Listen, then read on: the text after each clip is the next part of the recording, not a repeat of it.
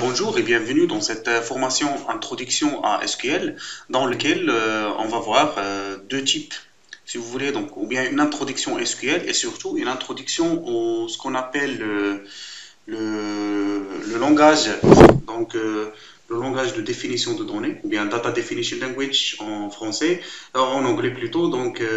Cette partie-là, elle permet la manipulation des objets de la base de données, c'est-à-dire tout ce qui est en relation avec create, drop, alter. Le DDL contient plusieurs instructions, mais on va se limiter, dans cette formation, on se limite à ces quatre instructions qui permettent, donc le create, comme son nom l'indique, elle permet de créer des objets tels que les vues, les tables, les bases de données, ainsi de suite. Et dans cette formation-là, on verra juste, ou bien on traitera juste les tables et les bases de données. Bon, donc comment créer une base de données, comment créer.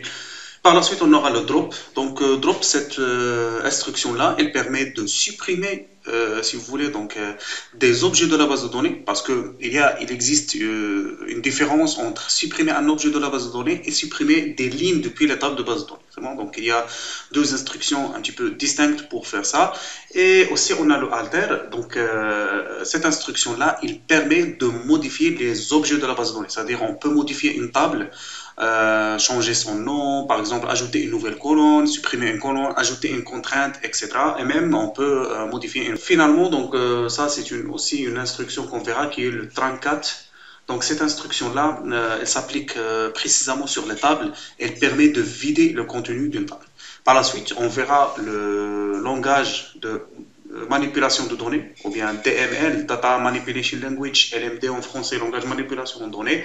Il contient les instructions de base qui sont le select, le insert, si vous voulez, le update, et finalement, donc, on a le delete.